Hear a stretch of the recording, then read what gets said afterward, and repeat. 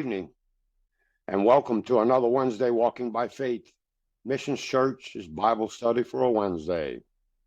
Today, we're going to be going over a topic where I'm going to give you 10 reasons to solidify your belief, and 10 reasons, if you don't believe, to consider.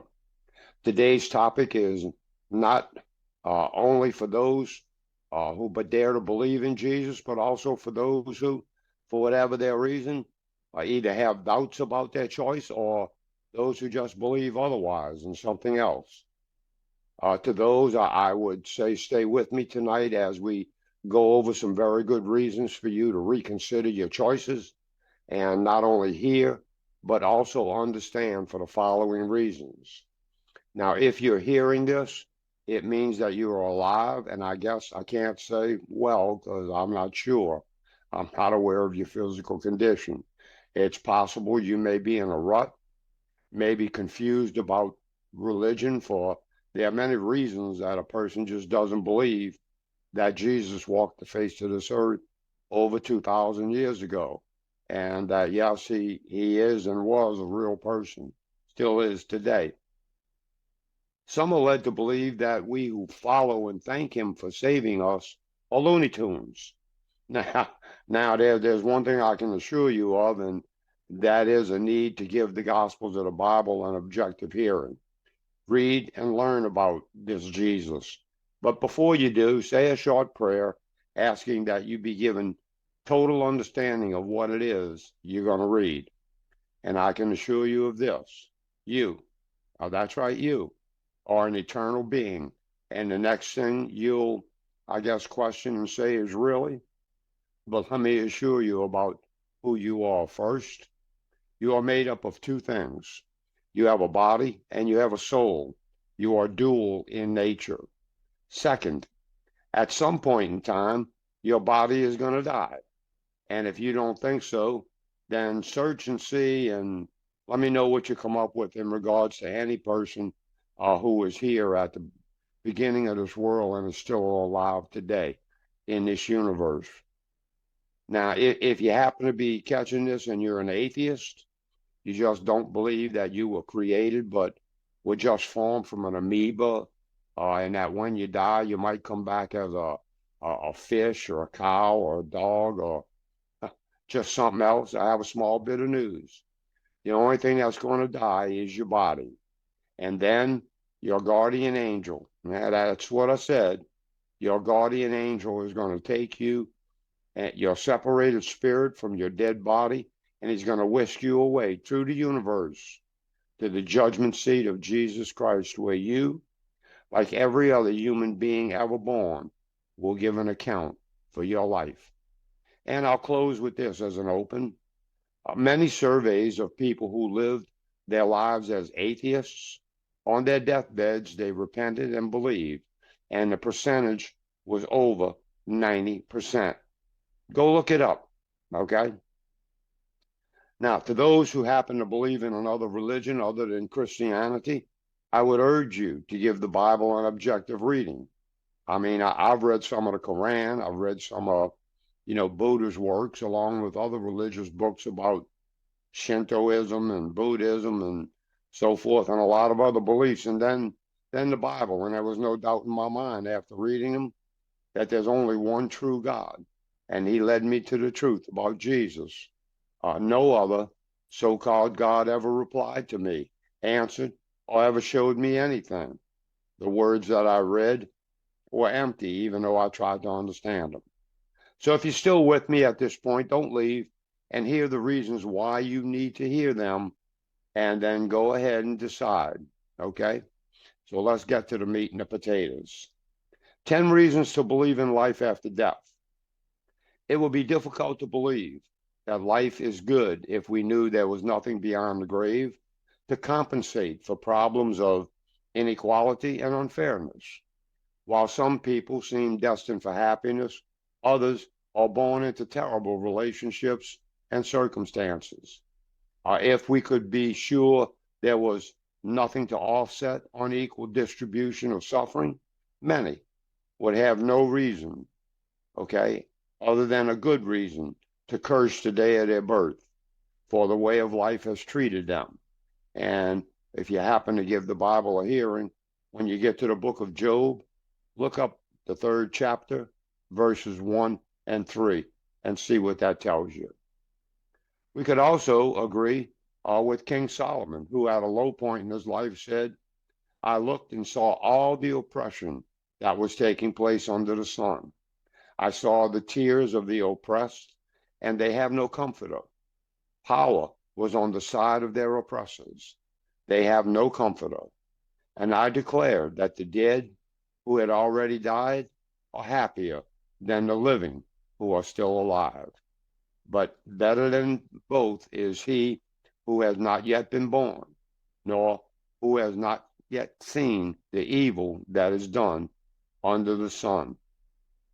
And you can find that in that Bible that you pick up and read in Ecclesiastes, the 4th chapter, verses 1 through 3, and find out if those are not words of wisdom. So let's go over some beauty and balance. There's much about life that doesn't seem to correspond with personal problems of unfairness and hardship. But with all that, it's hurtful and unequal. There is beauty and balance. For moments of horror and violence, there are times of harmony and peace. As age-worn bodies like mine succumb to pain and weakness, children and young animals, they play with carefree joy, bouncing around, and there's just no telling what's on their mind. Human art, in all of its glory, corresponds to birds in playful flight and also singing morning songs. Each sunset and every dawn provides an answer to nature's need for rest and renewal. Dark nights and cold winters come with the awareness that this too shall pass. If there is nothing beyond the grave, then the pattern of nature is stunningly incomplete. Let's go over what's called near-death experiences. Have you ever had one? I have. The clinical evidence for life after death is subjective and arguable. It's often hard to assess and sometimes even understand the significance of an out-of-the-body experience. Encounters with bright lights, long tunnels, or even coercion with the angels. It's difficult to know how to respond to those who speak of temporary near-death visions into heaven or hell. However, what we do know is that there are enough of these kinds of experiences to create a sizable library on these subjects. What happened to me is in October of last year, my lights went out, boom, just as I was grabbing my ministry shirt to come to offer a sermon. They just went out, blam, I hit the marble floor, and I was out of my body for 20 seconds. And then God graciously so turned the lights back on for me. I don't know if that's ever happened to you. Taken as a whole, this body of evidence shows that as people approach death, many sense they are coming not to the end of existence, but to the beginning of another journey. So let's talk about a place that's in your heart, your spiritual heart, and your regular heart. You see, the human heart hungers for more than this life really truly offers. Each of us experience what King Solomon called eternity in our hearts. While it is difficult to know what Solomon meant, it does appear that he was referring to an inescapable longing for something this world just can't satisfy. It was an emptiness of his soul that Solomon truly could not escape. And there are people in today's world who have emptiness in their souls that just can't escape life. For a while, he tried to fill that inner void with working, drinking alcohol, laughter. He tried to satisfy his longings with philosophy, music, sexual relationships, but his disillusion with life just grew. Only when he returned to his confidence in a final judgment and an afterlife could he find something large enough to satisfy his longing for significance. And if you want to hear what he said, you can find that in the book of Ecclesiastes, the 12th chapter, and the 14th verse. So now let's look at some universal beliefs. While some believe it's impossible to know whether there is life after death, they believe in immortality as being a timeless phenomenon, from the pyramids of the Egyptians to the reincarnation of today's New Age thinking. People of all times and places in history have believed that the human soul survives death, and that's who you really are, your soul.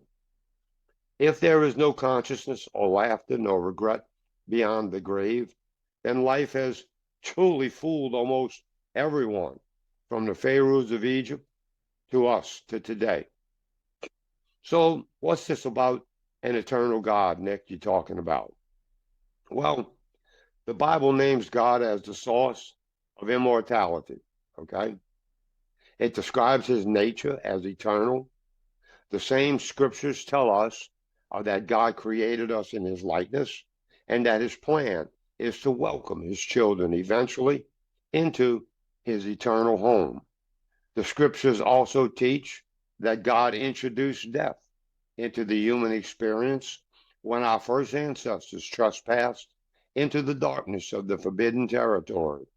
And go read that in Genesis, the 3rd chapter, verses 1 through 19, because before that, you wouldn't believe the life that Adam and Eve had in the Garden of Eden.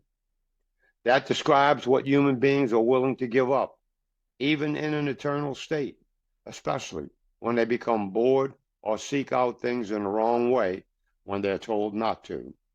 But really, they should have known better. So, what was God's viewpoint of mankind then? The implication is that if God allowed the human race to live forever in a rebellious condition or state, we would have an unending opportunity to develop it into a proud, self-centered person.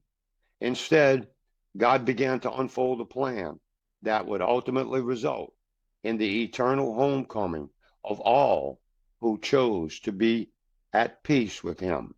You can find that in Psalms, the 90th one, the very first verse. And you can also find that in the Gospel of John, the 14th chapter, verses 1 through 3. And to be honest with you, we all should be truly grateful for that. And also the psalm in Jesus' words read us so from the Living Bible as such. Lord, throughout all the generations, you have been our home.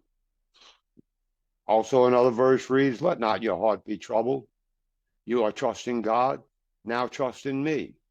There are many homes up there where my Father lives, and I'm going to prepare them for you for when you come. When everything is ready, then I will come and get you, so that you can always be with me where I am. And if this weren't so, I would tell you plainly. How about that promise? You willing to stick that one in the back of your heart? And here's some Old Testament predictions. Some have argued that immortality is a New Testament idea, but the Old Testament prophet Daniel spoke of a day when those who sleep in the dust of the earth will be resurrected, some to life and some to everlasting shame. An author of the Psalms also spoke of the afterlife in the 73rd Psalm. It was a man named Asaph, and he described how he almost lost his faith in God when he considered how evil people prospered and godly people suffered. But then he said he went into the sanctuary of God. From the perspective of worship, he suddenly saw evil men standing on the slippery ground of their morality. And also, new insight, he confessed. You will guide me with your counsel, and afterwards receive me to glory. Whom have I in heaven but you? And there is none upon the earth that I desire besides you. My flesh and my heart fail, but God is my strength of my heart and my portion forever. And again, this is recorded in Psalm 73, verses 24 through 26. So what I'm saying to you is that you need to go read this, pick up a Bible and go read it, And then, consider yourself whether this is wisdom or just a bunch of nonsense. I'm going to give you some quotes of Jesus Christ. Few would accuse Jesus of being an evil man or even a false teacher. I mean, even atheists and people belonging to non-Christian religions usually refer to Jesus with deference and also with respect. But Jesus wasn't vague or indefinite about the reality of a continuing personal existence after death. He said, "Do not fear those who kill the body, but cannot kill the soul, but rather fear him who is able to destroy both soul and body in hell." Matthew, the 10th chapter, the 28th verse. Jesus promised paradise to the repentant thief who was dying at his side, but he also used the valley of Hinnom, a foul garbage dump outside of Jerusalem, as a symbol of what awaits those who insist on risking the judgment of God. According to Jesus, facing the reality of life after death is the most significant issue anyone can have in their life. He said, for example, that if an eye keeps you from God, you have a reason to get rid of that eye. It's better for you to enter the kingdom of God with one eye than to have two eyes and be cast eternally into hell. Let's go over the resurrection of Christ, because there is no greater evidence for the existence of life after death than the resurrection of Jesus Christ. The Old Testament predicted a Messiah who would overcome sin and death for his people. That's Isaiah, the 53rd chapter, and Daniel 9:26. Isaiah 53 and Daniel 9:26. The testimony of Jesus' followers is that he did just that. He voluntarily died at the hands of executioners. He was buried in a borrowed tomb, and then 3 days later, he left that tomb empty. Witnesses say that they had not only seen an empty tomb, but a resurrected Jesus Christ, who appeared to hundreds of people over a period of 40 days before he ascended back into heaven to be seated on his throne at the right hand of God the Father. Let's look at some practical effects, okay, as we close this out. Belief in life after death is a source of personal security, optimism, and spiritual betterment. That comes from 1 John 3:2. So I'll read it again for you. Belief in life after death is a source of personal security, optimism, and spiritual betterment. How would you like to have those if you don't? Nothing offers more courage than the confidence that there is a better life for those who use the present life that they have to prepare for eternity to come. Belief in the unlimited opportunities of eternity has enabled many to make the ultimate sacrifice of their own life in behalf of those they truly love. It was Jesus' belief in life after death that enabled him to say, "For what profit is it to a man or a woman if they gain the whole world and they lose their own soul?" It's the same truth that prompted Christian martyr Jim Elliot, who was killed in 1956 by the Auca Indians, to say, "He is no fool who gives what he cannot keep to gain what he cannot lose." I'll read that again. Anyone is not a fool who gives what you cannot keep to gain what you cannot lose. And what he was speaking of there, ladies and gentlemen, is eternal life. If you're not up on any of this, I would ask you to join us at Walking by Faith Missions Church. The website is wbfm.life. That's wbfm.life. We have sermons, we have Bible studies, we have anything there to cover what you may be seeking an answer to in life. Don't continue with the life you have and worry about losing what you can't gain, because this body, it's going to die. And that's a fact, because I can assure you of this. Rather than playing the lottery, you do well to make a bet on 1 out of 1 dies, and you'll gain that. Okay? So I'd like you to join us this coming Sunday for a sermon. Our Sunday service is at 10:45 on the Eastern Coast, 9:45 Central Time, 8:45 Mountain and Pacific, and 7:45 for you guys out there on the West Coast, and also you girls. Please join us for another good sermon. I'm sure we'll be blessed by God the Holy Spirit, and I pray that when you hear it, He sinks it home to you and explains it to you and shows you, if necessary, what it means to you in your life. Take care. God bless, and I love you.